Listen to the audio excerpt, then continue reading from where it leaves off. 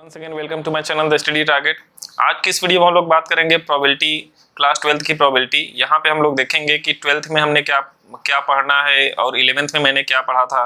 11th की कुछ चीज़ें यहाँ पे लगेंगी, कुछ चीज़ों की ज़रूरत हमें पड़ेगी, तो हम लोग उसको क्या करेंगे पहले थोड़ा सा समझ लेंगे। फिर उसके बाद 12th में जो कंडीशनल प्रोबेबिलिटी पढ़नी है एक्सरसाइज 13.1 में, इसको हम लोग यहाँ पे करने वाले हैं। पूरी की पूरी एक्सरसाइज यहाँ पे हम लोग कवर करेंगे। सबसे पहले हम लोग देखेंगे क्या कॉन्सेप्ट होता है, क्या तरीका होता है क्वेश्चन को सॉल्व करने का, क्या समझने का तरीका होता है, क्योंकि मेन दिक्कत प्रोबेबिलिटी में ही होती है कि क्वेश्चन से नहीं समझ में आता है। निकालना क्या है वो कैसे समझ में आएगा जब क्वेश्चन नहीं समझ में आएगा। तो हम लोग यहाँ पे पूरा क्लियर करेंगे कि क्वेश्चन को पढ़ने के बाद कैसे सोचना है, कैसे क्वेश्चन को सॉल्व करना है, क्या तरीके आपको लगाने चाहिए, क्या बेटर होगा आपके लिए, अंडरस्टैंडिंग के लिए आपके लिए क्या बेटर होने वाला है, सारी चीज़ें। ठीक है, क्वेश्चन को आप कैसे समझ रहे हैं, ये सारी चीज़ें आपको एकदम क्लियर होने वाली है यहाँ पे। तो चलिए ठीक है। तो यहाँ पे देखिए, सबसे पहले यहाँ पे कुछ चीज़ें हमको ज़रूरत पड़ेगी जो हमने क्लास 11th में पढ़ी हुई है। क्लास 11th में हमने पढ़ा है रैंडम एक्सपेरिमेंट क्या होता है। तो an experiment whose outcome can not be predicted, ऐसा एक्सपेरिमेंट जिसके आउटकम्स को हम लोग प्रेडिक्ट न कर सकें, मतलब एक क्लियर ना बता सकें, सर्टेनिटी के साथ न बता सकें कि क्या आने वाला है, उसको बोलते हैं रैंडम एक्सपेरिमेंट। ठीक है, अब बस यहाँ पे क्या होगा, क्लास 12th में क्या होगा, कुछ नहीं होगा, बस सीधे सीधे जो आप वहाँ पे रैंडम एक्सपेरिमेंट बोलते थे, आपको यहाँ पे बस उसका नाम एक्सपेरिमेंट हो जाएगा, बाकी कोई चेंजिंग नहीं है। बस आप ये समझिए कि ऐसा एक्सपेरिमेंट जिसके आउटकम को हम लोग प्रेडिक्ट नहीं कर सकते। फॉर एग्जाम्पल के तौर पे अगर हम लोग समझने की कोशिश करें तो एग्जाम्पल के तौर पे टॉसिंग अ फेयर कॉइन। ठीक है, टॉसिंग अ फेयर कॉइन। अच्छा, फेयर कॉइन क्या होती है? फेयर का मतलब साफ सुथरी, साफ सुथरी का मतलब ये नहीं हो गया कि सफाई से मतलब है। फेयर का मतलब हो गया कि एक तरफ उसके हेड होना चाहिए और दूसरी तरफ टेल होना चाहिए। ठीक है, उसको भाई फेयर बोलेंगे, क्योंकि अगर दोनों तरफ हेड रहेगा तो भी दिक्कत है और दोनों तरफ टेल रहेगा तो भी दिक्कत है। तो फेयर क्वाइन, अगर कैसा कोई भी ऐसा क्वाइन हो जिसको हम लोग टॉस करते हैं फेयर क्वाइन को, तो हमको ये नहीं पता है कि हेड मिलने वाला है या टेल मिलने वाला है, तो दिस एक्सपेरिमेंट इज नोन। उसके बाद बात करते हैं कि सैंपल स्पेस क्या होता है। सैंपल स्पेस होता है set of all possible outcomes, जितने पॉसिबल आउटकम्स हो सकते हैं रैंडम एक्सपेरिमेंट के, उसको बोलते हैं सैंपल स्पेस। जैसे आपसे हम बोलें कि अगर एक कॉइन टॉस करना है तो आप कैसे निकालेंगे, है ना, 2 कॉइन 3 कॉइन, तो सारी चीजें मैं यहाँ पे आपको बता भी देता हूँ। और ये सब चीज़ें सब कुछ आपने 11th में पढ़ा हुआ है, बट थोड़ा सा हम लोग समझ लेते हैं कि जैसे मान लीजिए सैंपल स्पेस की बात करें तो इसका मतलब है क्या, सेट ऑफ। तो हम लोग यहाँ पे सैंपल स्पेस देखेंगे क्वाइन के बारे में, क्वाइन। ठीक है, अब यहाँ पे हम लोग देखेंगे सबसे पहले 2 क्वाइन के लिए कैसे करेंगे, फिर 3 क्वाइन के लिए कैसे करेंगे, फिर 4 क्वाइन के लिए कैसे करेंगे, ऐसे पूरा समझ लेते हैं, फिर आराम से कोई दिक्कत नहीं रहेगा। है कि total number of outcomes of sample space, आप समझिएगा total number of outcomes of sample space क्या होगा। होता क्या है, फेस मतलब जिस चीज को हम लोग रोल कर रहे हैं या उछाल रहे हैं उसका face, number of face, power में क्या होगा, कॉइन। अगर कॉइन रहेगा तो कॉइन, अगर डाई रहेगा तो डाई, ठीक है, डाइस रहेगा तो डाई, या कॉइन रहेगा तो कॉइन। तो यहाँ पे हम लोग कॉइन के बारे में देख रहे हैं। तो अगर हम लोग 2 कॉइन की बात करेंगे तो 2 कॉइन में अगर total number of sample space आप देखेंगे, टोटल नंबर ऑफ आउटकम्स देखेंगे, टोटल नंबर कितना हो जाएगा।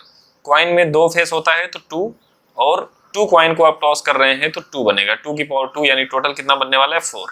अच्छा, उससे पहले आप 1 कॉइन का भी समझ लीजिए, यहाँ मैं साइड में 1 कॉइन का भी कर दे रहा हूँ। 1 कॉइन, अगर 1 कॉइन की बात करेंगे तो 1 कॉइन में देखिए आपको पता है कि इसके फेस कितने होते हैं, 2 होते हैं, और 1 कॉइन है तो 1, तो 2 की पावर 1 यानी 2 टोटल सैंपल स्पेस बनेंगे। इसका मतलब एक हेड बनेगा और दूसरा टेल बनेगा, अदरवाइज कोई नहीं बनेगा। ठीक है, अब उसके बाद यहाँ पे जब हमने देखा 2 कॉइन है तो टोटल नंबर ऑफ फेस 2 हो गए, और 2 कॉइन है तो नंबर ऑफ कॉइन यहाँ पे आ गया, तो 2 की पावर 2 4 बन गया। तो इसको आप लिखेंगे कैसे, एच एच टी टी, और फिर लिखेंगे एक एच एक टी, एक एच एक टी, ये टोटल आपके 4 सैंपल स्पेस बन जाएंगे 2 कॉइन वाले।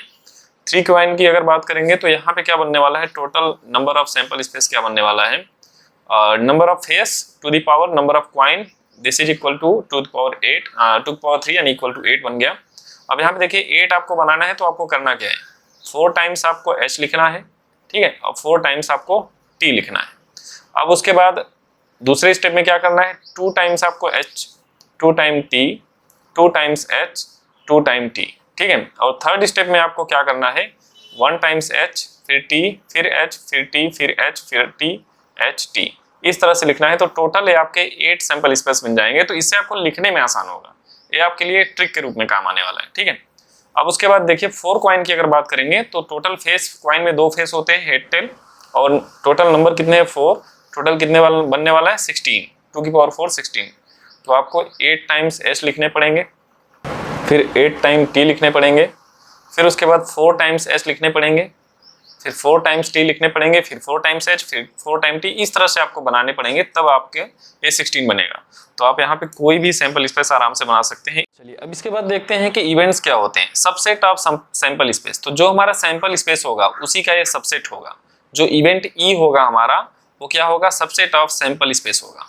बस इतना याद रखिएगा कि जो इवेंट होता है वो सबसेट ऑफ सैंपल स्पेस होता है।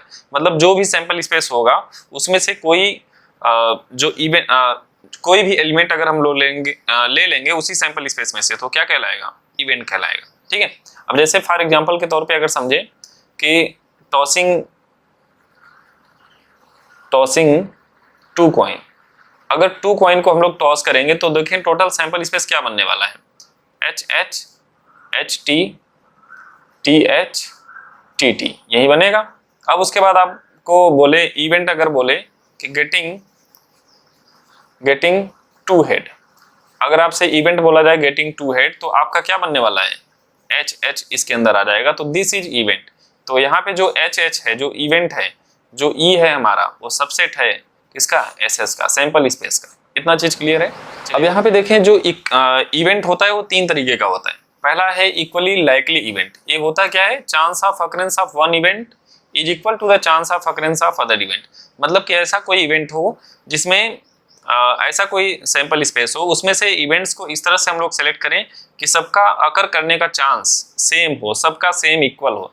जैसे अगर एग्जांपल के तौर पे अगर हम समझे कि अगर हम लोग रोल्ड और डाई है ना, एक डाई को अगर हम लोग रोल करेंगे तो जो सैंपल स्पेस बनेगा वो कितना बनेगा, 1 2 3 4 5 6, ये बनेगा सैंपल स्पेस।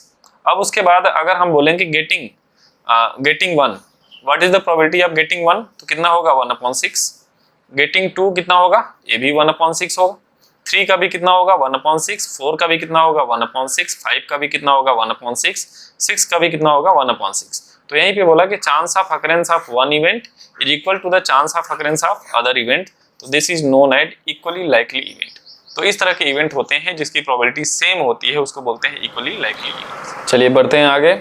इसमें देखें अगला जो इवेंट होता है एग्जॉस्टिव इवेंट। एग्जॉस्टिव इवेंट क्या होता है, the union of all event. जितने इवेंट होते हैं उनका यूनियन होना चाहिए, ठीक है। जैसे मान लीजिए एग्जांपल के तौर पे अगर कहें कि अगर हम लोग कोई एक कॉइन को ऐसे बोल देते हैं कि वन कॉइन इज टॉस्ड। एक कॉइन को अगर हम लोग टॉस करेंगे तो जो हमारा सैंपल स्पेस बनने वाला है वो क्या बनने वाला है, हेड और टेल बनेगा, ठीक है। ये हमने अभी पढ़ा। अब उसके बाद अगर आपसे बोले, अगर कोई इवेंट इवन बोल दे गेटिंग हेड, ठीक है, तो जो इवेंट होगा वो क्या होगा, एच होगा। और जो इवेंट E2 अगर बोल दे गेटिंग टेल, तो टेल का इवेंट क्या बनेगा, टी। अगर हम लोग इन दोनों इवेंट्स का अगर हम लोग यूनियन कर दें तो हमको क्या मिल जाएगा, H, T मिल जाएगा। अब जो H, T है वो किसके इक्वल हो गया, सैंपल स्पेस के, यानी E1 union E2 equal to sample space. तो अगर ऐसा कंडीशन बन जाता है the union of all event, यानी हर एक इवेंट का यूनियन अगर कर दें, अगर वो सैंपल स्पेस के इक्वल हो गया तो उसको बोलेंगे एग्जॉस्टिव इवेंट। क्लियर है। तो इसका मतलब ये कह सकते हैं कि जो एग्जॉस्टिव इवेंट होता है कई सारे इवेंट्स का यूनियन होता है। इस तरह से कई सारे इवेंट्स होते हैं जिसका यूनियन होता है और वो इक्वल आ जाता है किसके, सैंपल स्पेस के, तो वो कहलाता है हमारा एग्जॉस्टिव इवेंट। ये क्लियर। अब यहाँ पे देखें जो अगला इवेंट है जो मोस्ट इंपॉर्टेंट है वो होता है म्यूचुअली एक्सक्लूसिव इवेंट, है ना, म्यूचुअली एक्सक्लूसिव इवेंट। तो म्यूचुअली से यहाँ से समझ में आ जा रहा है कि यहाँ पे हमेशा 2 इवेंट की बात होगी। अगर 2 इवेंट होगी तभी ऐसा कुछ हो सकता है, ठीक है। तो 2 ऐसे इवेंट जिन दोनों का इंटरसेक्शन करने पे उसमें कुछ भी कॉमन न मिले उसको बोलते हैं म्यूचुअली एक्सक्लूसिव इवेंट। इतना बात समझ में आया।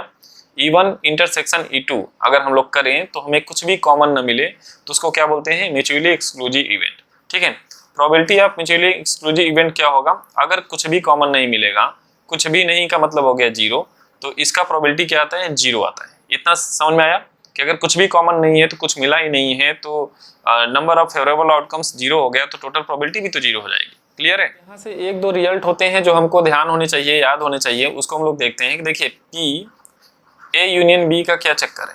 ठीक है, अब ध्यान से इसको समझिए कि अगर मान लीजिए ए हमारा ए है और एक हमारा ए बी है। ठीक है, अब इन दोनों का अगर हम लोग यूनियन कर दें तो कुछ ऐसा बॉक्स बनने वाला है। अब आपको यहाँ पे समझिए, अगर इवेंट ए है हमारा तो जब इवेंट ए ले लिया तो प्रोबेबिलिटी जब इसका देखेंगे तो पी ए बन गया, ए यूनियन कर दिया मैंने तो ए पूरा का पूरा ऐसे बन गया, ए पी ए मैंने ले लिया। अब प्लस अब हमने दूसरा इवेंट ले लिया बी, तो इवेंट बी लिया तो ये कितना बन गया पी बी, मतलब हमारा जो कलर हो गया ये पूरा का पूरा ए बी वाला पोर्शन हो गया। तो एक चीज हमने यहाँ पे देखा कि जो ये बीच वाला पोर्शन है किसको शो अप कर रहा है, ये बीच वाला पोर्शन शो कर रहा है कि दोनों में जो कॉमन पार्ट है उसी को कर रहा है, यानी इंटरसेक्शन को शो कर रहा है। तो इस वाले में क्या हो रहा है कि एक बार ये पूरा फिर से एक बार कलर हुआ, अब फिर जब बी वाले को लिए तो दोबारा इसको काउंट कर लिया गया, तो मतलब दो बार इंटरसेक्शन वाले को दो बार काउंट किया गया है, तो एक बार वाले को क्या कर देना है माइनस। तो इस फार्मूले का बहुत ज्यादा इस्तेमाल होगा इसलिए मैं बता रहा हूँ, तो इसको ध्यान रखिएगा। आपको मैंने वेन डायग्राम से भी इस फार्मूले को याद करना सिखा दिया है। ठीक है, चलिए बढ़ते हैं। अब जैसे अगर आपसे कोई बोल दे P A union B union C, इसका क्या फार्मूला बनेगा, तो इसके लिए भी हम लोग वही काम करेंगे। सबसे पहले हमने ए लिया है ना, इवेंट ए ले लिया तो इसको बोल दिया पी ए। ठीक है, अब इसको मैंने कलर भी कर दिया इसी कलर से सेम टू सेम। ठीक, इतना हो गया। अब उसके बाद मैंने क्या किया, एक इवेंट बी ले लिया, एक इवेंट बी ले लिया, इसको बोल दिया पी बी। ठीक है, अब इसको मैंने इस तरह से कलर कर दिया, इस तरह से पी बी हो गया। अब देखिए दो बार काउंट हो चुका है तो उसमें से क्या माइनस करना पड़ेगा, ये अगर बी है तो ये जो बीच वाला पोर्शन है इंटरसेक्शन शो कर रहा है, ये बीच वाला पोर्शन किसको शो कर रहा है, ए इंटरसेक्शन बी को, तो इसको हमें माइनस करना पड़ेगा क्योंकि ये दो बार काउंट हो गया ना, इंटरसेक्शन को देखिए माइनस कर दिया। अब उसके बाद अगर आप सोचिए कि अगर आपने सी को भी ले लिया, अब सी को ले लिया तो जो सी वाला पार्ट है, ठीक है, यानी ये सी वाला पार्ट, ये जो सी वाला पार्ट है तो उसमें जो यहां से लेकर के ए वाला पार्ट है ना, ए वाला पार्ट आपका क्या बन रहा है, ये सी है ना, ए इंटरसेक्शन सी, तो इसको भी आपको क्या करना पड़ेगा, माइनस करना पड़ेगा। तो उसी तरह से ए इंटरसेक्शन सी इसको माइनस करना पड़ेगा, इधर आपको ए वाला पार्ट भी माइनस करना पड़ेगा। ठीक है, और जब आप माइनस कर रहे हैं तो देख रहे हैं कि ये पूरा का पूरा चला गया, ये पूरा का पूरा चला गया, इधर से माइनस किया तो ये पूरा का पूरा चला गया, यानी कि तीनों में ये तो हटाना ही था, है ना, ये भी हटाना था, ये भी हटाना था, बस साथ में ये पूरा का पूरा चला जा रहा है। तो ये वाला जो पार्ट है हमारा A intersection B intersection C है, तो ये वाला पार्ट पूरा का पूरा गायब ही हो गया, तो इसको हमें ऐड करना पड़ेगा। ठीक है, अच्छा यहाँ पे पीसी भूल गए तो माइनस, अब एक और इंटरसेक्शन कौन सा बच गया, बी इंटरसेक्शन सी। अब उसके बाद इसको ऐड किसको करना पड़ेगा, P A intersection B intersection C, इसको आपको ऐड करना पड़ेगा। तो ये बन गया फार्मूला आपका P A union B union C का। वेन डायग्राम से भी आपको ये पूरी तरह से समझ में आ गया होगा। क्लियर है? अगर फिर भी नहीं समझ में आया तो आप कमेंट करके बताइएगा, तो मैं आपको इसको और क्लियर। अब यहाँ पे देखिए प्रोबेबिलिटी होती क्या है, प्रोबेबिलिटी का मतलब क्या होता है कि probability of a event is equal to total number of favourable outcomes upon total number of outcomes. ठीक है, टोटल नंबर ऑफ आउटकम्स ये आपने पढ़ा हुआ है। Total number of favourable outcomes, कौन से कितने नंबर्स हैं जो हमारे फेवर में है, और टोटल कितने में से हमें फेवर में लेना है। ठीक है, टोटल नंबर ऑफ आउटकम्स, तो ये हमारा यहाँ से प्रोबेबिलिटी आप। अब देखिए जो क्लास 12th अगर आपका स्टार्ट होता है तो होता है कंडीशनल प्रोबेबिलिटी से। तो देखिए कंडीशनल प्रोबेबिलिटी क्या होती है, देखिए प्रोबेबिलिटी तो होती है बट उसके साथ कंडीशन आ जाता है। प्रोबेबिलिटी तो आपको निकालना है बट कंडीशन के साथ निकालना है, तो वही होती है कंडीशनल प्रोबेबिलिटी। अब कंडीशनल प्रोबेबिलिटी होती क्या है इसको ध्यान से समझिए। सबसे पहले देखिए इसको डिनोट करते हैं A upon B, P A upon B से डिनोट करते हैं इस तरह से। तो इसकी जो डिफिनीशन है वो है the probability of occurrence of event A given that event B already occurred. मतलब जो इवेंट बी है वो गिवन रहेगा और जो गिवन होता है वो पहले ही हो चुका होता है। ऐसा इवेंट जो पहले ही हो चुका है उसके रेस्पेक्ट में हमें इवेंट ए का प्रोबेबिलिटी हमें निकालना होता है, तो उसको बोलते हैं कंडीशनल प्रोबेबिलिटी। ठीक है, तो इसका मतलब अगर पी ए अपॉन बी लिखा हुआ है तो इसका मतलब ए जो बी है वो ऑलरेडी अकर्ड है ना, यानी ए वाला जो बी वाला पार्ट है वो ऑलरेडी अकर्ड है, मतलब एक गिवन वाला पार्ट होगा तो आपको पकड़ना होगा कि गिवन कौन सा दिया है तो उसको बी मानना है और जो निकालना है उसको ए मानना है। ठीक है, इसको आपको ध्यान रखना है, उसके बाद फार्मूला भी आपको समझ में आ जाएगा। अब देखिए, अब एक क्वेश्चन हम लोग करते हैं, पहले अपने मन से एक क्वेश्चन लेते हैं। जैसे मान लीजिए क्वेश्चन है आपके पास, फार्मूले से भी लगाएंगे इसको, तो चलिए मैं पहले अगर आप फार्मूला जान लेंगे तो जब मैं एग्जांपल लेकर समझाऊंगा तो फार्मूले से भी समझ लेंगे और वैसे भी समझ लेंगे। तो देखें, जब फार्मूला अगर आप समझने की कोशिश करें तो फार्मूले में कुछ भी नहीं है, पी ए अपॉन बी अगर आपसे कोई बोल दे निकालने के लिए तो बस ये ध्यान रखिएगा कि जो यहाँ पे नीचे दिया गया है, ठीक है, ए होगा हमारा डिवाइड में, यानी ए बन जाएगा हमारा पी बी। ठीक है, ये हो जाएगा हमारा पी बी और उसके बाद जो ऊपर रहेगा वो रहेगा पी ए इंटरसेक्शन बी। इसको बस दिमाग में रखिएगा कि यहाँ पे इन दोनों का इंटरसेक्शन होता है ऊपर और नीचे क्या होता है, पी बी होता है। ठीक है, अगर आपसे कोई बोलेगा पी बी अपॉन ए, अगर आपसे कोई बोल देगा तो आप कहेंगे कि पी ए यहाँ पे आने वाला है और ऊपर क्या होगा, पी ए इंटरसेक्शन बी या बी इंटरसेक्शन ए, बात एक ही है। इतना चीज क्लियर हो गया, तो फार्मूला आप दिमाग में रखिए।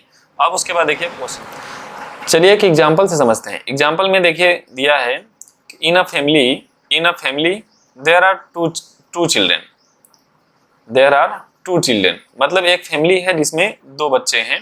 अब दो बच्चे हैं तो find the probability both are girl. ये आपसे पूछ लिया कि प्रोबेबिलिटी बताइए कि दोनों की दोनों गर्ल हैं। पहली कंडीशन तो ये होगी। तो अगर आपको इसका निकालना होगा तो आप कैसे करेंगे, देखिए जल्दी से, कि सबसे पहले आप सैंपल स्पेस लिखेंगे। सैंपल स्पेस में आप कहेंगे कि सर बोथ आर गर्ल्स हैं, तो आप ऐसे लिख सकते हैं B B both girl boy, है ना। फिर उसके बाद जी बी, पहले गर्ल फिर बॉय फिर जी जी, ये आप लिखेंगे। तो जो हमारा फेवरेबल आउटकम्स है वो क्या है, बोथ आर गर्ल है ना। तो बोथ आर गर्ल ये हमारा इवेंट हो गया। तो बोथ आर गर्ल में कौन सा मिला, जी जी। तो जो आपका आंसर हो गया, प्रोबेबिलिटी ऑफ इवेंट कितना हो गया, नंबर ऑफ फेवरेबल आउटकम्स 1 है और टोटल आउटकम्स कितने हैं 4, तो आपका आंसर 1/4 हो गया। ये तो हो गया आपका बिना कंडीशन के। अगर यहाँ पे कंडीशन लगा दे both are girls but given that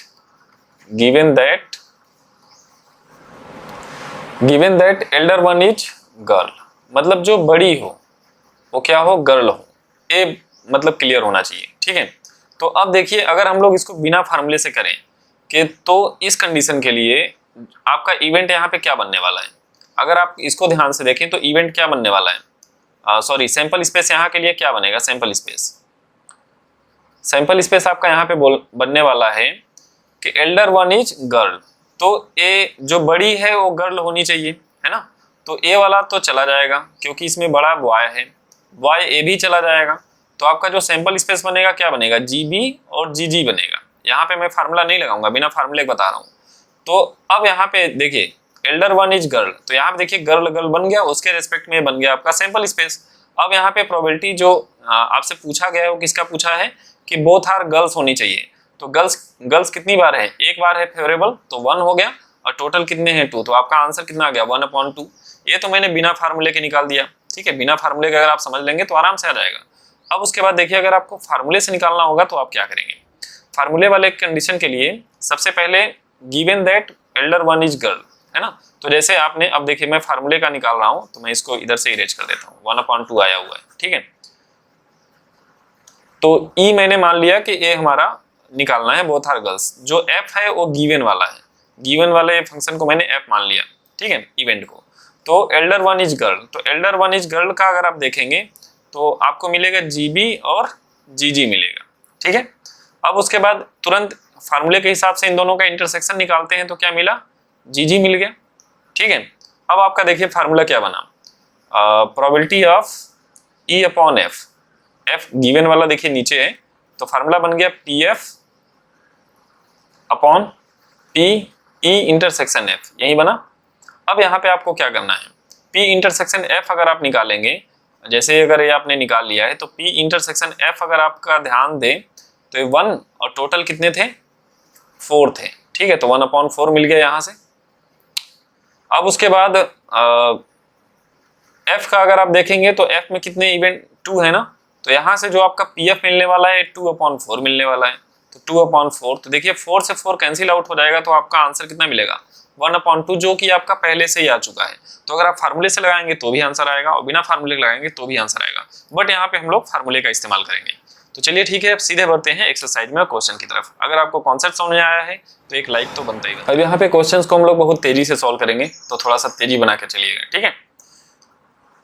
given that EF events, find E/F अगर आपसे पूछा हुआ है, ठीक है, तो मैं डायरेक्ट लगा रहा हूँ PE intersection F upon PF। आप यहीं लिखेंगे क्योंकि यहाँ पे क्या बोला है PE/F, ये बोला है, तो F नीचे है तो नीचे आ जाएगा। तो P इंटरसेक्शन F कितना है 1/2 और PF कितना है 0.3, पॉइंट से पॉइंट कट गया तो 2/3 आ गया।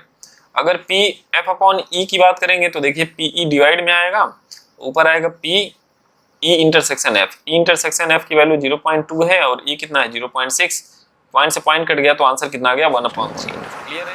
अब यहाँ से PA/B की वैल्यू पूछा हुआ है, तो यहाँ पे कुछ नहीं करना है, सीधा सा लॉजिक है PA intersection B upon PB, क्योंकि B नीचे है तो आपका B नीचे आएगा। अब PB की वैल्यू आपको पता है 0.5, इंटरसेक्शन B की वैल्यू कितनी है 32। अब देखिए पॉइंट के बाद यहाँ पे एक अंक है तो यहाँ पे एक जीरो बढ़ा के इसको 2 कर लीजिए, पॉइंट से पॉइंट कैंसिल हो गया तो 32/50 कैंसिल आउट हो जाएगा, तो 16/20। अगला क्वेश्चन PA PB और PB/A दिया गया है, इंटरसेक्शन आपसे पूछा है। तो देखिए ये चीज आपको दिया गया है ना, तो PB/A जब आप लिखेंगे तो लिखेंगे PB इंटरसेक्शन A। अब PB/A की वैल्यू 0.4 है, PA/B बोलिए, A इंटरसेक्शन B बोलिए, चाहे B इंटरसेक्शन है, कोई दिक्कत नहीं है, और PA की वैल्यू 0.8 है, तो इसका यहाँ पे मल्टीप्लाई हो जाएगा, तो आंसर कितना हो जाएगा 0.32। पहला आंसर आपको मिल गया 0.32।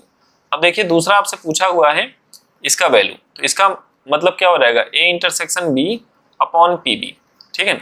इंटरसेक्शन की वैल्यू 0.32 और PB की वैल्यू कितनी है 0.5, इसका भी कितना आ गया 16/25, ठीक है। अब उसके बाद यूनियन आपसे पूछा हुआ है, तो यूनियन के लिए आपको पता है PA यूनियन B कितना होता है, PA अभी वेन डायग्राम से बताया था PB minus PA intersection B, ठीक है। बस आप इसको सॉल्व कर लीजिए। PA की वैल्यू कितनी हो गई 0.8 प्लस 0.5 और इंटरसेक्शन कितना आ गया 0.32, तो A हो गया कितना 1.3 माइनस 0.32। अब यहाँ पे देखिए एक जीरो बढ़ा लीजिए, अब इसको माइनस कर लीजिए, तो 0 में से 2 चला गया 8, 12 में से 3 गया 9, तो 0.98 आपका आंसर हो जाएगा। तो ऑप्शन नहीं सॉरी ए क्लियर हो गया। इवेलुएट PA यूनियन B, अगर ये वैल्यूज दिया गया है तो PA यूनियन B आपसे पूछा हुआ है, तो PA यूनियन B अगर आपको निकालना है, ठीक है, तो आप ध्यान दीजिएगा कि आपको जरूरत है PA plus PB minus PA intersection B की। तो आप अब इन सारी वैल्यूज को देखिए, तो 2PA की वैल्यू कितना दिया है 5/13, 2PA की वैल्यू दिया गया है 5/13, तो PA की वैल्यू आप लिख सकते हैं 5/2 का इधर मल्टीप्लाई हो जाएगा नीचे आकर के, तो 26 हो जाएगा, तो 5/26 हो गया। PB की वैल्यू अगर आप देखेंगे तो PB की वैल्यू तो 5/13 है ना। अब माइनस PA इंटरसेक्शन B की वैल्यू हमें नहीं पता है, तो हम लोग यहाँ से निकाल लेते हैं, A दिया गया है, तो इसका मतलब क्या होता है, इसका मतलब होता है PA intersection B upon PB equal to 2/5। अब PB देखिए इधर आके मल्टीप्लाई हो जाएगा, तो PA intersection B equal to 2/5 multiply में PB आएगा और PB की वैल्यू हम लोग रख लेंगे कितना 5/13, ठीक है। तो देखिए 5 से 5 कट गया तो कितना बच गया 2/13। यहाँ पे अब 2/13 को रख लेते हैं क्योंकि इंटरसेक्शन मैंने निकाल लिया है। अब जब सॉल्व करेंगे तो कितना आ जाएगा 5/26 प्लस 3/13, ठीक है, इसमें से इसको माइनस कर लिया। अब इसको जब सॉल्व करेंगे तो देखिए नीचे यहाँ पे 26 है, तो इसको भी 26 बना लीजिए 2 से मल्टीप्लाई करके, तो नीचे 26 हो गया, ऊपर हो गया 5 6 11, यानी 11/26 आपका आंसर हो जाएगा। यहाँ पे देखिए PA PB और यूनियन दिया गया है, आपसे इंटरसेक्शन पूछा हुआ है, तो सिंपल सा लॉजिक है कि अगर यूनियन आपको पता है इंटरसेक्शन पूछा है तो कोई दिक्कत नहीं है, फार्मूले से आप लगा सकते हैं, ठीक है। PA/B इसको आपको निकालना है, सब कुछ दिया गया है, सारी चीजें दी गई है, इंटरसेक्शन आप निकाल चुके हैं तो आराम से निकाल लेंगे, और PB/A भी आप निकाल लेंगे। अगर आप चीजें समझ चुके हैं तो ये सब चीजें आप आराम से निकाल लेंगे, ठीक है। बढ़ते हैं अगले। देखिए इस क्वेश्चन में कह रहा है डिटरमाइन PE/F। अब देखिए PE/F निकालना है 6 to 9 सारे क्वेश्चन में निकालना है, ठीक है। अब हमें देखिए निकालना है E/F, मान लेते हैं हम पहले वाले में निकाल लें, पहले हम देखिए ई अपॉन एफ निकालना है, ठीक है। तो इसके लिए फार्मूला पहले लिख के रेडी रहते हैं और यहाँ पे जो वैल्यूज होंगी उनको यहाँ पे पुट कर लेंगे, ठीक है, इंटरसेक्शन एफ। अब देखिए बोला है ई क्या है, सबसे पहले इसको देखिए, सैंपल स्पेस बनाइए। अ कॉइन इज टॉस 3 टाइम्स, एक कॉइन को अगर 3 बार अगर टॉस किया जाएगा तो जो सैंपल स्पेस बनने वाला है आपको पता है एच एच एच एच, क्योंकि 2 की पावर 3 8 टाइम्स होगा ना, तो टी टी टी टीच 4 टाइम्स हो गया है। यहाँ से फिर मिल जाएगा H H T T H H T T, फिर H T H T H T H T, ये सैंपल स्पेस मैंने लिख लिया। अब उसके बाद आपसे बोला है कि पहले क्वेश्चन को भी कर रहे हैं, ठीक है। Head on third toss, third toss पे हेड होना चाहिए, तो थर्ड टॉस पे अगर हेड की अगर बात करेंगे तो देखिए 1 2 3 4 टाइम्स हुआ, ठीक है। तो जो आपका 4 टाइम्स मिल गया, ठीक है। देखिए इसकी हमें जरूरत है नहीं ई वाले की, आप इसको बस लिख लीजिएगा आप कि ई आपका सैंपल स्पेस ए वाले 4 मिल गए, ठीक है। एफ की बात करेंगे तो हेड ऑन फर्स्ट 2 टॉस, तो फर्स्ट 2 टॉस पे हेड होना चाहिए, एफ की बात करेंगे, ठीक है। तो पहले 2 टॉस पे हेड होना चाहिए, तो देखिए 1 2 और बाकी किसी में नहीं है, ठीक है, बाकी किसी में नहीं है। तो देखिए पी एफ आपको मिल गया 2/8, पी एफ आपको मिल गया 2/8, क्योंकि पहले 2 ही मिल रहे हैं इसमें, तो 2/8 मिल गया। अब उसके बाद आपसे देखिए इंटरसेक्शन बोला था ना, तो केवल एक वाला यही टर्म है जो दोनों में कॉमन है, ई में एफ में दोनों में कॉमन है, तो इसका कितना मिल गया 1/8, तो 8 से 8 कट गया, तो आपका आंसर कितना आ गया 1/2, ये आंसर हो गया पहले। अब देखिए दूसरे को कैसे करेंगे, एटलीस्ट 2 हेड, कम से कम 2 हेड होने चाहिए, और उससे ज्यादा होंगे तो चलेगा, मगर कम से कम 2 होने चाहिए। तो 2 हेड वाले देखिए आपको 1 मिला, 2 मिला, बाकी 3, और उससे ज्यादा भी चलेगा, तो ये 4 मिल गए आपके ई वाले, 4 आपके ई वाले मिल गए, ठीक है। ई में चारों इवेंट आ जाएंगे। उसके बाद बोला है एफ में एट मोस्ट 2 हेड, अधिकतम 2 हेड होने चाहिए, उससे ज्यादा नहीं होने चाहिए।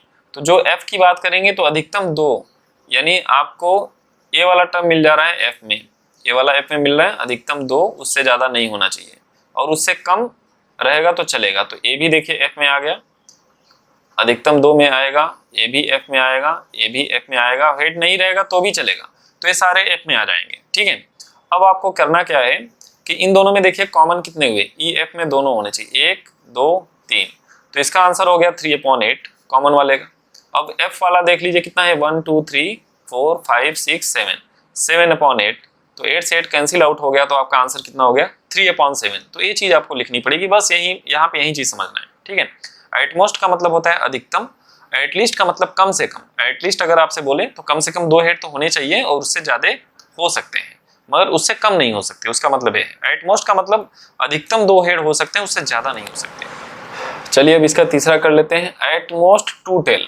ई में कह रहा है कि एटमोस्ट 2 टेल मतलब अधिकतम 2 टेल होने चाहिए, उससे ज्यादा नहीं होने चाहिए, उससे कम रहेगा तो चलेगा, ठीक है। तो यानी 3 टेल वाला नहीं होगा, बाकी सारे के सारे ई में आएंगे, बाकी सभी के सभी ई में आएंगे। इतना चीज क्लियर है, ये सभी के सभी किस में आएंगे, ई में आ जाएंगे। अब उसके बाद बोला है एटलीस्ट 1 टेल, कम से कम 1 टेल होना चाहिए, उससे कम रहेगा तो नहीं चलेगा, उससे ज्यादा रहेगा तो चलेगा, इसका मतलब ये है। तो कम से कम 1 टेल होना चाहिए, तो हेड वाला इसमें नहीं रहेगा एफ में, बाकी सब रहेंगे, क्योंकि इसमें कोई टेल है ही नहीं, है ना, तो बाकी सारे के सारे रहेंगे, ठीक है। ये वाला भी रहेगा। तो अब यहाँ पे देखिए दोनों में कॉमन कितने मिल गए, 1 2 3 4 5 6, तो मिल गया 6/8।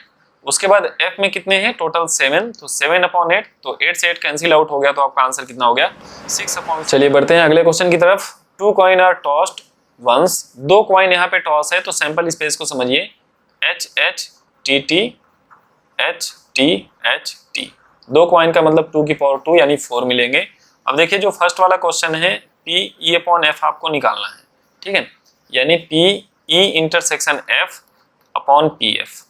अब देखिए पहले ई को देखते हैं कौन कौन मिल रहे हैं। टेल एपियर ऑन ई बोला है कि टेल एपियर ऑन 1 कॉइन, एक कॉइन पे टेल होना चाहिए, चाहे इस तरफ हो चाहे उस तरफ हो, तो ए मिल गया ई, और ए वाला भी मिल गया ई, ठीक है। बोला है 1 कॉइन सोज हेड, और एक कॉइन हेड होना चाहिए एफ के लिए, तो एक कॉइन पे हेड होना चाहिए, बस दोनों पे नहीं होना चाहिए, एक कॉइन पे, तो ए वाला एफ में भी आएगा और ए वाला एफ में भी आएगा।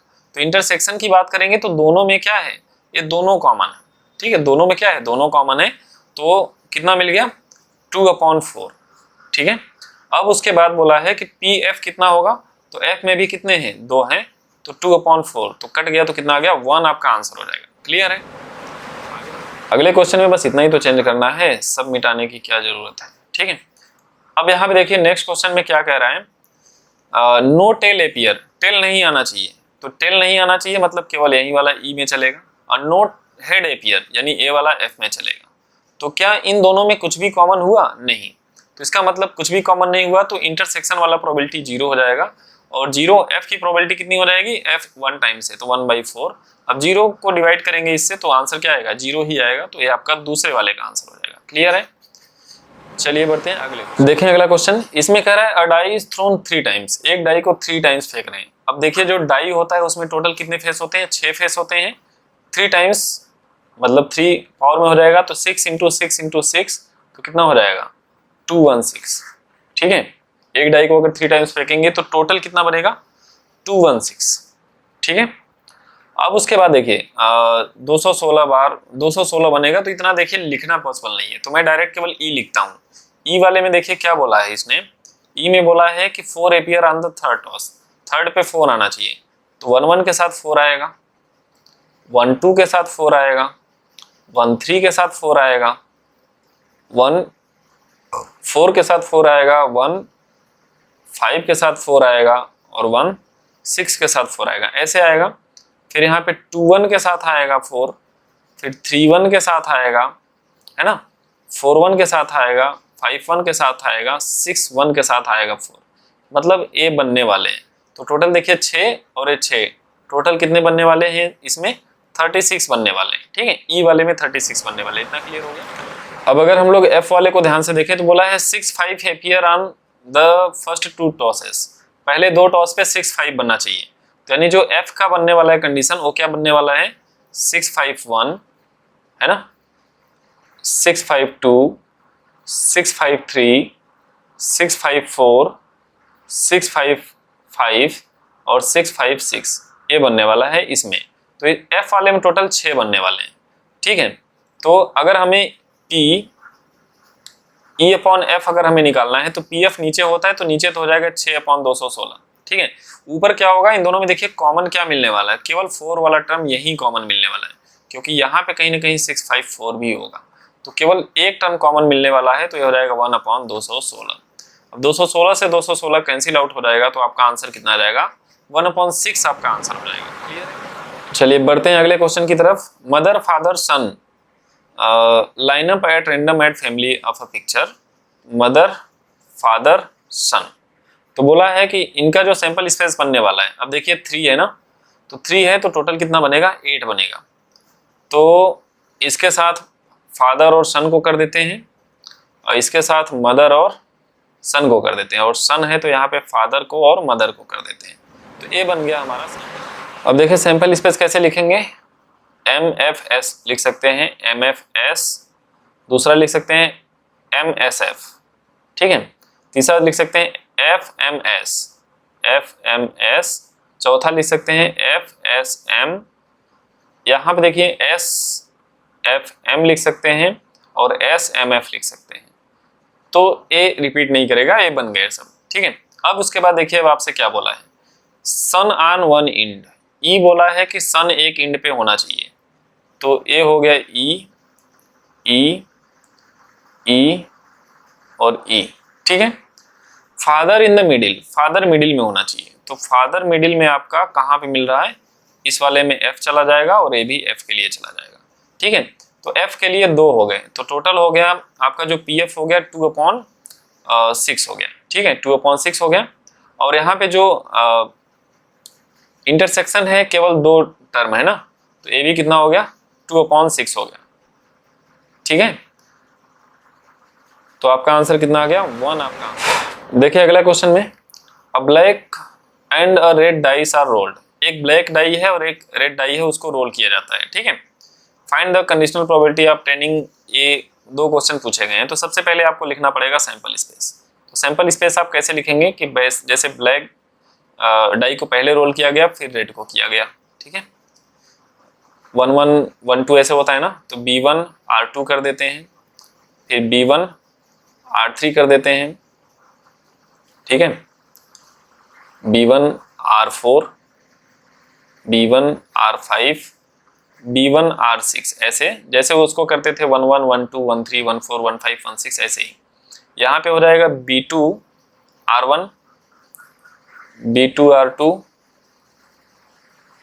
B2 R3, इस तरह से लिख लेंगे। यहाँ पे हो जाएगा B3 R1, ये हो जाएगा B4 R1, ये हो जाएगा B5 R1 और ये हो जाएगा B6 R1। इस तरह से आप इसको पूरा फिल कर लीजिएगा। तो ये टोटल कितने बनेंगे? 36 बनेंगे, ठीक है। सैंपल स्पेस हमें पता चल गया टोटल 36 है। अब पहले क्वेश्चन को अगर हम लोग सॉल्व करें तो find the conditional probability of obtaining a some greater than 9, ठीक है। देखिए ए हमें ऑब्टेन करना है तो इसको हम लोग ई मान के चलते हैं।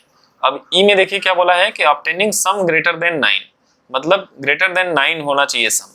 तो ऑब्टेनिंग ग्रेटर देन 9 अगर आप देखेंगे यहाँ पे तो 617 आएगा, यहाँ पे करेंगे तो R6 होगा, 8 तक आएगा तो इसमें नहीं मिलेगा, ठीक है। बट यहाँ पे अगर देखेंगे तो B3 R6 मिलेगा, तो यहाँ पे 9 हो जाएगा, तो आपका B3 R6 यहाँ पे आने वाला है, ठीक है।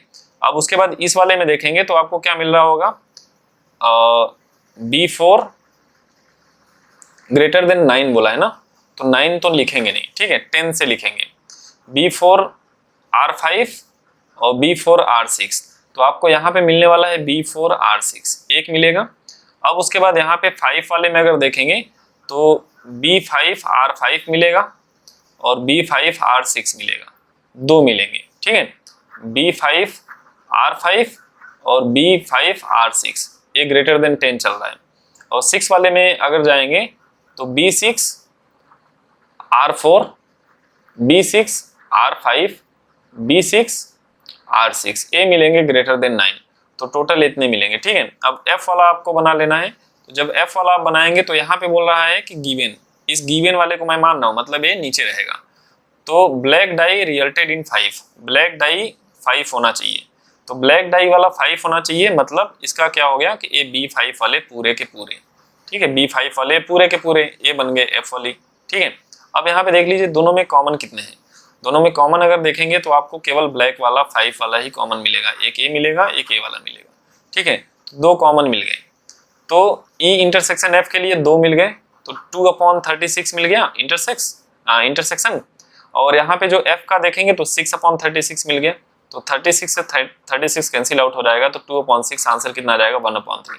मैंने फार्मूले में वैल्यू रखा है, फार्मूला मैं लिख नहीं रहा हूँ, ठीक है। आई होप आपको समझ में आ रहा है। अब दूसरे वाले क्वेश्चन को अगर आप ध्यान से देखें तो दूसरे वाले क्वेश्चन में देख लीजिए कि given that red die resulted in a number less than 4, तो गिवन वाले को एफ मान के चल रहे हैं ना, तो उसने बोला है कि रेड वाले में अ नंबर लेस देन 4 से लेस होना चाहिए, मतलब कहाँ तक होना चाहिए R3 तक, ठीक है, रेड वाले में। तो ये पूरे इतने मिल जाएंगे इसमें, ठीक है। तो टोटल कितने मिल जाएंगे 18। तो पीएफ की अगर बात करेंगे, भाई आप यही निकाल रहे हैं ना E/F, तो अगर आप पीएफ यहाँ पे डिवाइड में आ रहा है तो 18/36 यहाँ पे आ गया। अब देखिए कॉमन कैसे लेना है, तो एफ वाले में आपको पता चल गया कि इतने सब एफ वाले में आने वाले हैं, ठीक है। अब देख लीजिए ई वाले में क्या है, find the conditional probability obtaining sum 8 होना चाहिए। 8 वाले में देख लीजिए कि इसमें क्या कॉमन मिल रहा है, इसमें कॉमन, क्योंकि बाहर वाले तो ऐसे भी नहीं आने वाले हैं, तो B4 R3 आएगा। यहाँ देखिए B5 और R3 मिल जाएगा, इसका सम 8 हो रहा है। और यहाँ पे क्या मिलेगा, B6 R2 मिलेगा, इसका सम 8 हो रहा है। तो दो ऐसे हैं जो कॉमन मिल रहे हैं, तो 2/36 हो जाएगा। तो देखिए 36 कट गया, 2/18 कितना हो जाएगा 1/9, तो 1/9 आपका आंसर। देखते हैं अगला क्वेश्चन, कह रहा है a fair die is rolled. जैसे ही एक फेयर डाई को रोल किया जाएगा तो आपका सैंपल स्पेस बन जाएगा 1 2 3 4 5 6, ये सैंपल स्पेस बन गया, ठीक है। अब आपसे देखिए बोला है कि E/F बताइए, तो E/F का मतलब क्या हो गया, E इंटरसेक्शन F/PF। अब इन दोनों में इंटरसेक्शन करिए E और F में, तो 3 यहाँ पे है 3 यहाँ पे है, तो एक टर्म मिल रहा है और टोटल 6 होते हैं आउटकम्स, है ना, 1/6। और PE की अगर बात करेंगे, E/F है ना, तो PF की अगर बात करेंगे तो कितना हो जाएगा, F में 2 एलिमेंट हैं तो 2/6, तो आंसर मिल जाएगा 1/। दूसरे वाले का अगर आप चेक करेंगे तो इसका भी आप आराम से निकाल लेंगे, इंटरसेक्शन में वही आएगा और पीई में कितना आएगा 3/6, तो 6 से 6 कट जाएगा तो 1/3 आ जाएगा। ठीक है, इस तरह से आप ई और जी और ई के लिए आप निकाल लेंगे। ठीक है, ई और जी में अगर आप ध्यान से देखें तो पी ई अपॉन जी में देखिए पी जी नीचे आएगा और पी ई इंटरसेक्शन जी आने वाला है। अब ई और जी में देख लीजिए क्या कॉमन है, ई और जी में 3 5 यहाँ पे है, 3 5 यहाँ पे है, तो 2 एलिमेंट कॉमन है, तो 2/6 और जी में कितने हैं 4, तो 4/6, तो आंसर मिल गया 2/4 मतलब 1/2। और पी जी और ई को अगर आप निकालना चाहेंगे तो फार्मूला क्या बनेगा, पी ई इंटरसेक्शन जी अपॉन में पीई आ जाएगा। इंटरसेक्शन आपको पता है, ये निकाल चुके हैं, पीई में कितने हैं 3 है, तो 3/6, तो आंसर मिल गया। अब यहाँ पे देखिए जो क्वेश्चन नंबर 3 है इसको सॉल्व कैसे करेंगे, तो देखिए अब आपको निकालना क्या है, आपको निकालना है P E intersection F upon में जी। ठीक है, तो जब आपको ऐसा दिख जाए तो उससे घबराने की जरूरत नहीं है, फार्मूला वहीं चलेगा, जी जो डिवाइड में है वो जी डिवाइड में रहेगा और यहाँ पे क्या रहेगा ई इंटरसेक्शन एफ, फिर इसके साथ इंटरसेक्शन किसका जी, ये चीज आपको निकालना पड़ेगा। तो सबसे पहले आप निकालेंगे E intersection F, E intersection F जब आप निकालेंगे तो आपको कितना मिलेगा 3 मिलेगा। ठीक है, अब उसके साथ आपको जी का इंटरसेक्शन निकालना है, तो जी में देख लीजिए 3 यहाँ पे भी है और 3 इसमें भी है, तो इन दोनों का इंटरसेक्शन कितना मिल गया 3, और 3 एक ही एलिमेंट है तो 1/6 हो गया। ठीक है, और जी कितना है 4/6, तो एक कट गया तो कितना आ गया 1/4 आपका आंसर। सॉरी, यहाँ पे जो मैंने आंसर निकाल दिया है इस वाले का निकाल दिया है, इसका आंसर 1/4 आएगा। ठीक है, हाँ, अब यूनियन वाले का आंसर निकाल लेते हैं। अब देखिए इसका अगर आपको आंसर निकालना है तो आपको कुछ नहीं करना है, सबसे पहले ई यूनियन एफ निकाल लीजिए। ई और एफ को अगर यूनियन करेंगे तो 1 2 3 और 5 मिलेगा। अब ई यूनियन एफ, इसके साथ इंटरसेक्शन किसका करेंगे जी। देखिए जब इसका इंटरसेक्शन करेंगे तो आपको क्या मिलेगा 2 3 5 यहाँ पे है और 2 3 5 यहाँ पे है, तो हो जाएगा 2 3 5। ठीक है, तो इंटरसेक्शन का फार्मूला यहाँ पे ऊपर लगेगा, तो 3 एलिमेंट मिले हैं तो 3/6 और एफ में कितने हैं 4/6, तो 6 से 6 कट गया तो आंसर कितना मिल गया 3/4 आपका। यहाँ पे देखिए अगला क्वेश्चन कह रहा है कि assume that each born child is equally likely to be a boy और अ गर्ल। इक्वली लाइकली है मतलब 1/2 1/2। ठीक है, ऑफ अ फैमिली है 2 चिल्ड्रेन, तो इसका मतलब आपका जो सैंपल स्पेस बनने वाला है वो क्या बनने वाला है boy boy girl boy boy girl और गर्ल गर्ल। ठीक है, इक्वली लाइकली। फिर बोला है कि what is the conditional probability that both are girl, तो इसको मैं ई मान के चल रहा हूँ, ये हमें निकालना है। ठीक है, ई मान के चल रहा हूँ और गिवन जो है इसको मैं एफ मान के चलूंगा। ठीक है, तो सबसे पहले ए सैंपल स्पेस मैंने लिख दिया। अब इवेंट ई की अगर बात करेंगे तो बोथ आर गर्ल, तो जी और जी बनेगा। अब पहले वाले कंडीशन के लिए अगर एफ देखें तो एफ में बोल रहा है यंगेस्ट इज गर्ल, यानी जो छोटी वाली है वो लड़की है, तो इसका मतलब क्या हो गया कि ये 2 इवेंट आपको मिलने वाले हैं, कौन कौन से बीजी और जीजी। ठीक है, अब इंटरसेक्शन अगर आप इन दोनों का निकालेंगे, क्योंकि आपको निकालना है ई अपॉन एफ, इन दोनों का इंटरसेक्शन करेंगे तो 1 टर्म मिलेगा, 1 अपॉन में टोटल कितने हैं 4, तो 1/4 ये प्रोबेबिलिटी हो गई, और एफ की प्रोबेबिलिटी देखेंगे तो 2/4, तो आपका आंसर कितना हो जाएगा 1/2। अब दूसरे वाले कंडीशन के लिए अगर आप एफ लिखेंगे तो एफ का मतलब हो जाएगा एटलीस्ट 1 गर्ल, कम से कम एक गर्ल होनी चाहिए, उससे ज्यादा रहेगी तो चलेगी। ठीक है, तो आपका जीबी मिल जाएगा, यहाँ पे बीजी मिल जाएगा और उससे ज्यादा भी मिल जाएगा। अब ई और एफ में अगर यहाँ पे कॉमन देखेंगे तो क्या मिलेगा, केवल जी और जी मिल रहा है, यानी 1/4 कॉमन वाला ऊपर हो गया। उसके बाद नीचे क्या होता है जो एफ का होगा, तो एफ में देखिए 3/4, तो आपका आंसर कितना आ गया 1/3। 1/3 आपका आंसर हो जाएगा। नेक्स्ट देखें अगला question, an instructor has question bank consisting of 30 easy true and false question, 20 difficult true false question. अच्छा, ट्रू फॉल्स वाले 2 तरह के क्वेश्चन हैं, उसमें 300 इजी है और 200 डिफिकल्ट है। ठीक है, अब उसके बाद बोला है 500 easy multiple choice question and 400 अच्छा एमसीक्यू है, जिसमें 500 क्या है इजी है और 400 क्या है डिफिकल्ट है। ठीक है, ये बोला है क्वेश्चन में। तो एक चीज ध्यान दीजिए कि यहाँ पे टोटल नंबर ऑफ आउटकम्स कितने हो गए, टोटल नंबर ऑफ आउटकम्स वो कितने होंगे, जोड़ेंगे तो 3 2 5 5 10 4 1400, टोटल ये आपको पता चल गया 1400 क्वेश्चन है। ठीक है, अब देखिए अब आपसे क्वेश्चन पूछा क्या है, बस उसको समझते हैं। If a question is selected and random from the question bank, what is the probability that it will be an easy question. इसको मैं ई मान के चल रहा हूँ, इसको मैं ई मान के चल रहा हूँ। ठीक है, given that multiple choice question, इसको मैं एफ मान के चल रहा हूँ। तो देखिए अब पी ई इंटरसेक्शन एफ की अगर sorry P E upon F आपको निकालना है। ठीक है, इसका फार्मूला होता है intersection F upon P F. तो एफ वाले कंडीशन को अगर आप ध्यान से समझिए तो एफ वाले में कह रहा है कि it is a multiple choice question. तो मल्टीपल चॉइस वाले क्वेश्चन कितने हैं टोटल, 500 प्लस 400, टोटल 900। तो इसका तो आ गया 900 अपॉन में 1400। ठीक है, अब उसके बाद यहाँ पे देखिए जो ई वाला था, देखिए ए वाला जो पूरा का पूरा है ए किस में आ रहा है, एफ में आ रहा है। ठीक है, ए वाला एफ में आ रहा है। अब उसके बाद बोला है कि what is the probability that it will be an easy question. तो इजी क्वेश्चन देखिए यहाँ भी है और यहाँ भी है। ठीक है, इजी वाला क्वेश्चन यहाँ भी है यहाँ भी है। तो मतलब ये जो इजी वाला है ये पूरा यहाँ से लेके यहाँ तक ये वाला ई में आ रहा है। तो अच्छा दोनों में कॉमन क्या आ रहा है, ये 500 क्वेश्चन आ रहा है। तो इंटरसेक्शन वाले में कॉमन वाला ही तो लेंगे। तो 500 अपॉन टोटल कितने हैं 1400। देखिए इससे कैंसिल आउट हो जाएगा, डबल जीरो कैंसिल हो जाएगा। तो आपका आंसर कितना आ जाएगा, 5/9 आपका आंसर हो जाएगा। नेक्स्ट देखें अगला question, given that the two numbers appearing on throwing two die are different.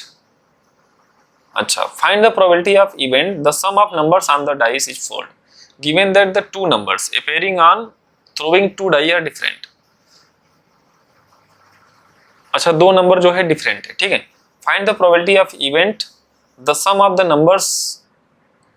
अच्छा प्रोबेबिलिटी ऑफ इवेंट, अच्छा टू डाई को अगर हम लोग रोल करते हैं तो हमें क्या मिलता है, 1 1 1 2 इस तरह से मिलता है। ठीक है, लिख देते हैं 1 3 1 4 1 5 1 6। यहाँ पे हो जाएगा 2 1 2 2 3 1 3 2 इस तरह से पूरा लिख लेंगे आप। ठीक है, 4 1 5 1 और 6 1 इस तरह से आप पूरा लिखेंगे। तो टोटल आपके आउटकम्स हो गए 36। ठीक है, अब यहाँ पे बोला क्या है, देखिए given that two numbers on throwing two die are different. तो जो गिवन वाला है मैं इसको एफ मान के चल रहा हूँ।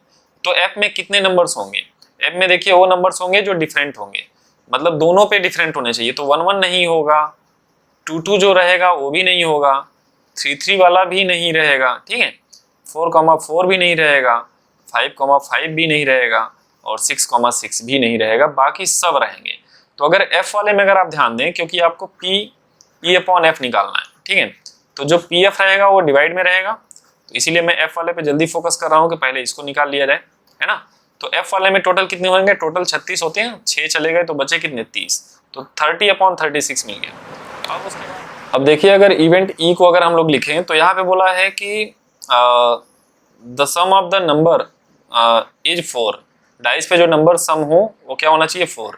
तो पहले वाले से 1 3 मिलेगा, दूसरे में जाएंगे तो 2 2 मिलेगा, तीसरे में 3 1 मिलेगा और बाकी कोई भी नंबर आपको नहीं मिलेगा। ठीक है, तो ये जो 2 2 वाला है ये तो एफ में है ही नहीं, तो ए वाला तो कॉमन में आएगा नहीं। ये दोनों नंबर आपको कॉमन में आने वाले हैं। तो ई इंटरसेक्शन एफ कौन कितना मिलेगा, 2 नंबर हैं तो 2/36। तो ए इससे कैंसिल आउट हो गया तो मिल गया 2/30। जब इसको आप सॉल्व करेंगे तो कितना रहेगा 1/15 आपका आंसर हो जाएगा। तो ये आपका सही answer. Consider an experiment of throwing a die if a multiple of 3 comes up throw a die again. मतलब कि consider a experiment throwing a die, एक डाई को अगर हम लोग थ्रो करते हैं। ठीक है, एक डाई को थ्रो करते हैं। अब डाई को अगर थ्रो कर रहे हैं तो होता क्या है कि इफ अ मल्टीपल, मतलब इसमें कंडीशन दिया है कि अगर मल्टीपल ऑफ 3 मतलब 3 और 6 आता है, मल्टीपल ऑफ 3 का मतलब हो गया 3 और 6 आता है, तो डाई को अगेन रोल किया जाएगा। तो जब डाई को रोल करेंगे तो 1 2 3 4 5 6 ये मिलेंगे, इतने टर्म फिर से मिलेंगे। ठीक है, ये 3 के साथ भी हो सकते हैं और 6 के साथ भी होंगे।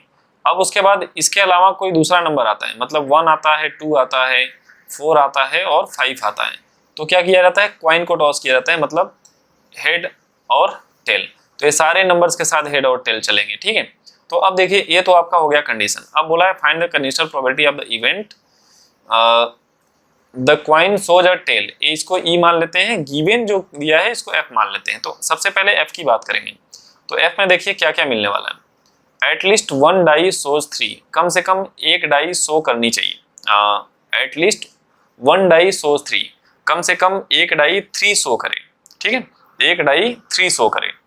इसका मतलब क्या हो गया कि देखिए 3 के साथ 3 के साथ तो इन 6 को लेंगे, बिल्कुल सही है। जो एफ में मिलने वाला है आपको मिलने वाला है 3 1 3 2 3 3, ठीक है, क्योंकि एटलीस्ट बोला है तो कम से कम, उससे ज्यादा भी चलेगा तो 3 3 भी चलेगा, 3 4 3 5 और 3 6, इतना हो गया। अब उसके बाद अब 3 के साथ तो ए हो गए पूरे। अब यहाँ पे देखिए कुछ भी नहीं है, कुछ भी ऐसा नहीं मिलने वाला, तो केवल इतने ही नंबर मिलने वाले हैं, ठीक है, और कोई भी नंबर है जिसमें वो शो नहीं करेगा। तो पीएफ तो आपको पता चल गया कितना हो गया, 1 2 3 4 5 6। अच्छा, सबसे पहली चीज की टोटल नंबर कैसे पता करेंगे। तो देखिए 3 के साथ है 6 बनेंगे तो 6 के साथ है 6 बनेंगे तो टोटल हो गए 12 इधर हो गए। अब इन चारों के साथ एच होगा तो 4 बनेगा, इन चारों के साथ टी होगा तो 4 और बनेगा, तो 4 4 टोटल 8 हो गए। तो टोटल नंबर कितने होंगे 20, टोटल आउटकम्स कितने हो गए 20। अब एफ वाले की अगर बात करेंगे तो ई अपॉन एफ अगर हम लोग निकाल रहे हैं ना, पी ई अपॉन एफ, तो अगर पी एफ होगा तो टोटल कितने हैं पी एफ में 1 2 3 4 5 6, तो 6 अपॉन 20 हो गया।